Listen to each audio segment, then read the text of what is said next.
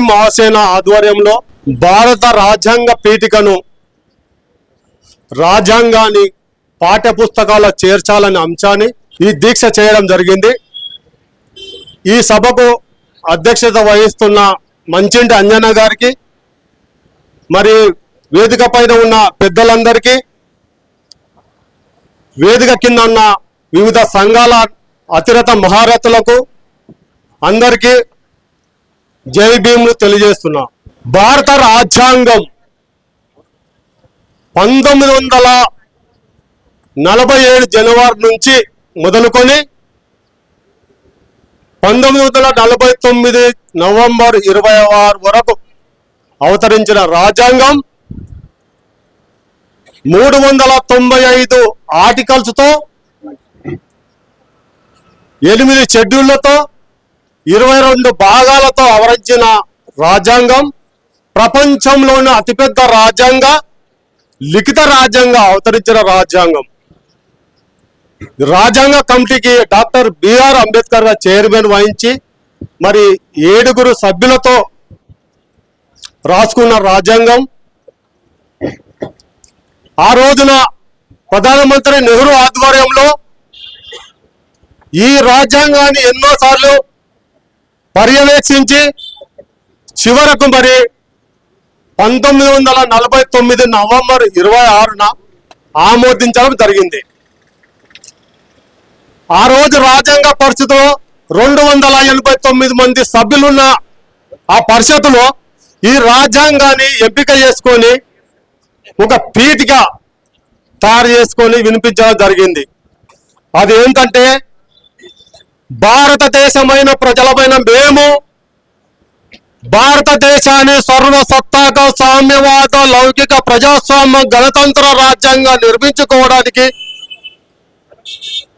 పౌరులందరికీ సాంఘిక, ఆర్థిక, రాజకీయ న్యాయాన్ని, ఆలోచన, భావ ప్రకటన, స్వేచ్ఛ, విశ్వాసం, ఆరాధనతో కూడుకున్న రాజ్యాంగాన్ని, ఆస్తుల్లోనూ అంతస్తుల్లోనూ సమానత్వాన్ని చేకూర్చడానికి, వారందరిలో వ్యక్తి గౌరవాన్ని, జాతీయ సమైక్యతను సంరక్షిస్తూ సౌభ్రాతృత్వాన్ని పెంపొందించటకు 1949 నవంబర్ 26న రాజ్యాంగ పరిషత్తులు ఎంపిక చేసుకొని శాసనంగా మార్చుకున్న ఈ రాజ్యాంగాన్ని మాకు మేము సమర్పించుకుంటున్నామని రాజ్యాంగ పీఠికలో ఆ రోజు ఆమోదం తెలిపారు.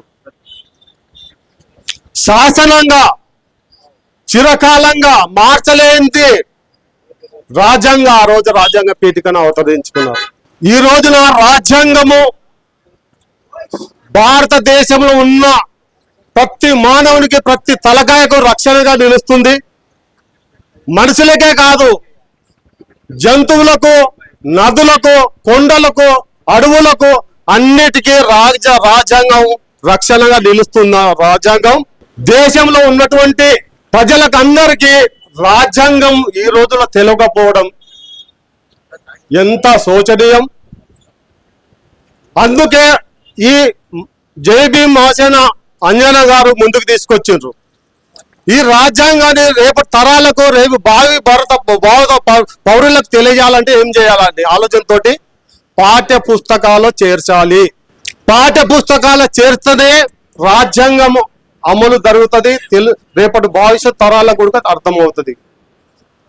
మన రాజ్యాంగమే మన అందరికీ పవిత్ర గ్రంథమని, ఇది పవిత్ర గ్రంథమని, బైబిల్, ఖురాను, భగవద్గీత కంటే గొప్పదని తెలిసింది రోజే, తెలియాలి ప్రతిరోజే.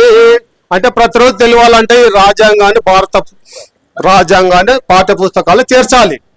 అప్పుడే రేపటి పౌరులకు అనేది తెలుస్తుంది. ఈ రాజ్యాంగాన్ని చాలా వరకు మనం చెప్పుకుంటున్నాం, వినుకుంటున్నాం, వివిధ సంఘాల అందరూ నాయకులు అందరూ కలిసి వెళ్తున్నాం.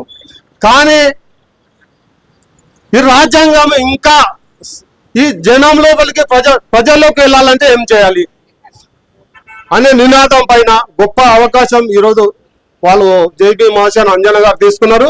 వారికి సపోర్ట్ చేస్తూ మనమంతా ఇది అమలైనంత వరకు ప్రభుత్వం దృష్టిలోకి తీసుకెళ్లి ప్రభుత్వం ఇది అమలు చేసినంత వరకు వారితో పాటు ఉండి మళ్ళీ ఎన్ని సంఘాలు అందరం కలిసి వాళ్ళకి తోడుగా ఉండి వాళ్ళకి రక్షణగా ఉండి మరి రాజ్యాంగం అమలు చేద్దామని చెప్పి నేను కోరుకుంటూ మీ అందరికీ ధన్యవాదాలు తెలియజేస్తూ జై భీమ్.